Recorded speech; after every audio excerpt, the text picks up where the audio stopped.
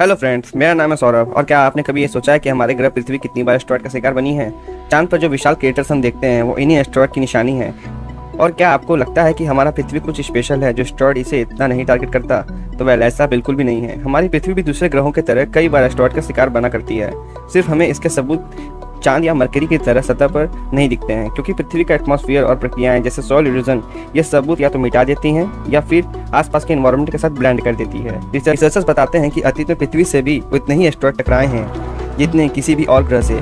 But सवाल ये है कि हम इंसानों ने इन्हें कितने बार पृथ्वी से टकराते हुए देखा है। तो शुरुआत के लिए आपको ये जानना जरूरी है कि आए दिन पृथ्वी से कई स्पेस ऑब्जेक्ट टकराते रहते हैं, और यह बिल्कुल संभव है कि अभी इस वक्त भी आप यह वीडियो देख रहे हो तो ऐसा हो रहा हो। पर ये ऑब्जेक्ट साइज में बहुत छोटे होते हैं और इनको हम कहते हैं मीटियोर्स। इनका साइज एक रेत के दाने से 1 मीटर तक कितना भी हो सकता है। वजन में लगभग 15,000 टन के ऐसे स्पेस ऑब्जेक्ट पृथ्वी के एटमॉस्फेयर में हर साल एंट्री करते हैं, जहां सिर्फ कुछ ही नीचे जमीन तक पहुंच पाते हैं। ये मीटियोराइट्स जो जमीन तक पहुंच पाते हैं उन्हें हम कहते हैं मीटियोराइट्स, और जो पृथ्वी के एटमॉस्फेयर में ही फ्रिक्शन की वजह से ही जलकर एवोपरेट हो जाते हैं उन्हें हम कहते हैं मीटियोर्स।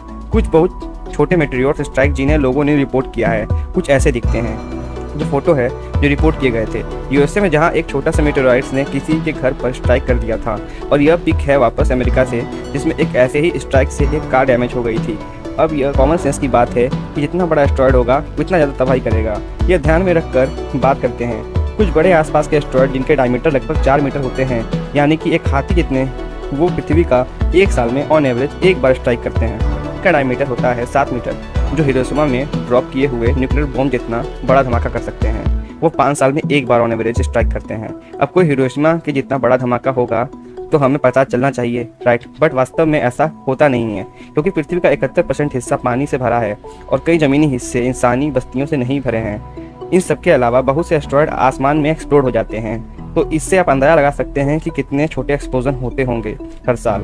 फॉर एग्जांपल, अमेरिकी मिसाइल एयरली वार्निंग सैटेलाइट ने 137 मेजर एक्सप्लोजन रिपोर्ट किए ऊपरी एटमॉस्फेयर के हिस्से में, जिसके लिए कुछ मीडियम साइज के एस्टेरॉयड जिम्मेदार थे।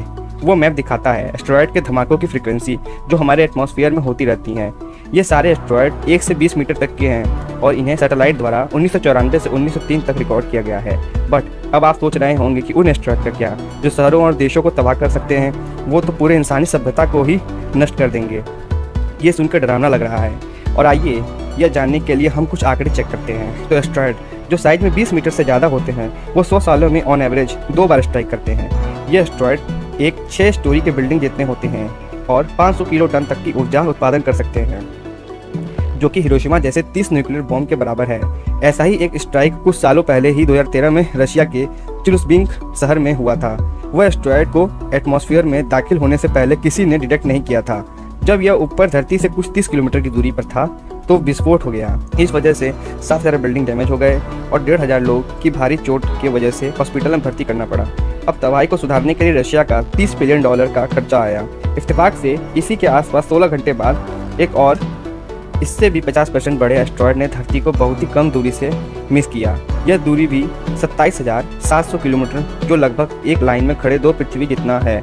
बट यह सिर्फ एक अकेला एस्टेरॉयड मिस का केस नहीं है।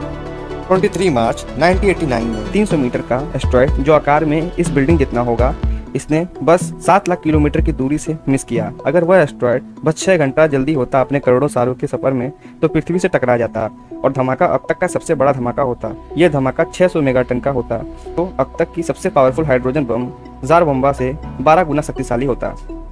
अब तक का सबसे विशाल मीटियोराइट्स जो हम इंसानों ने हमारे जीवन काल में रिकॉर्ड किया था वह था कुछ 60 से 120 मीटर तक का। 1908 में साइबेरियन के जमीन से कुछ किलोमीटर ऊपर आसमान में विस्फोट हुआ था।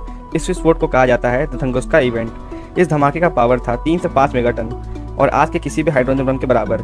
बट क्योंकि साइबेरियन के एकदम रिमोट यानी कि एकदम सुनसान जगह पर था, वहाँ पे कोई इंसानी बस्तियाँ नहीं थीं और वहाँ पे किसी की जान मान की हानि भी नहीं हुई। लाखों पेड़ जरूर नष्ट हो गए। 300 किलोमीटर के दायरे में उससे कहीं ज़्यादा आगे पहुँच गए इसके शॉक वेव, जिन्होंने कई घरों की खिड़कियों के कांच तोड़ दिए। इस तरह का इवेंट करीब 1200 साल में ही एक बार होता है ऑन एवरेज। बट ये अब तक का विशाल एस्टेरॉयड नहीं है, और कहीं और एस्टेरॉयड हैं जिन्होंने हमें इतिहास में भी पहले कई बार स्ट्राइक किया है और आगे भविष्य में भी यह हमें स्ट्राइक करते रहेंगे। एस्टेरॉयड जो साइज में 1 किलोमीटर जितने बड़े होते हैं वो करीब 1.5 लाख साल में एक बार हमें हिट करते हैं और ये करीब 23,000 मेगाटन पावर रिलीज करते हैं, जो 460 जारा बोम्बा के बराबर है।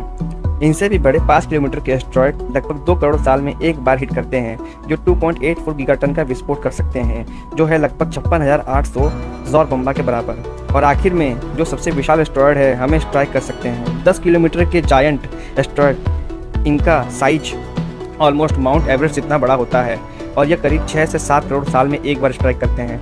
लास्ट टाइम ऐसे ही किसी एस्टेरॉयड ने पृथ्वी पर स्ट्राइक किया था 6.25 करोड़ साल पहले, और इसने पृथ्वी के 75% जीवों को ख़त्म कर दिया था, जिनमें डायनासोर भी थे।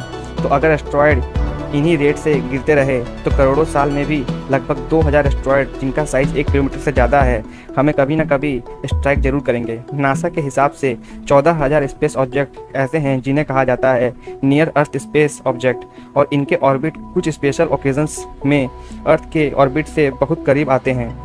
इनमें से 93% स्पेस ऑब्जेक्ट हमने डिस्कवर कर लिए हैं अब तक, सिर्फ 7% अब तक अनडिटेक्टेड हैं।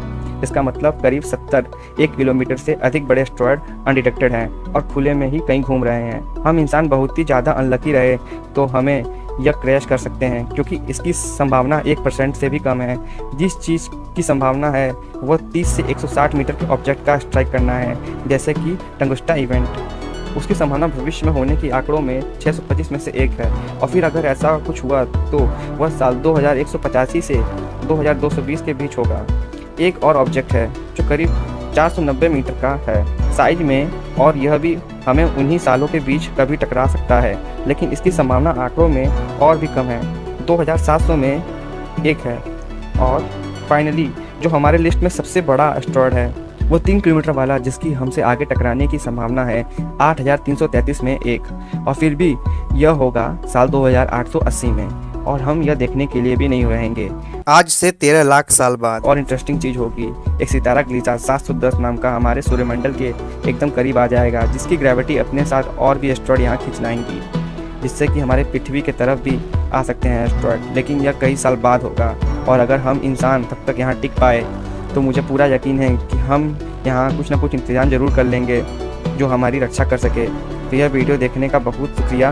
उम्मीद है आपको यह वीडियो पसंद आया हो और कुछ नया ज़रूर सीखने को मिलेगा। तो फ्रेंड्स, आपको क्या लगता है, अगर 59% अनडिटेक्टेड एस्टेरॉयड, इनमें से कोई भी एस्टेरॉयड हमारी तरफ आने लग गया तो क्या हम इन्हें रोक पाएंगे? कमेंट कीजिए, नीचे हम जानना चाहेंगे। अगर आपको यह वीडियो पसंद आया तो लाइक शेयर मत करना भूलिएगा, और ऐसे ही साइंस वीडियो के लिए चैनल को सब्सक्राइब, नोटिफिकेशन बेल ऑन करना मत भूलिएगा। और मैं आपको नेक्स्ट वीडियो में मिलूँगा ऐसे ही किसी इन्फॉर्मेटिव वीडियो के साथ। तब तक के लिए देखते रहिए और सीखते रहिए। जय हिंद।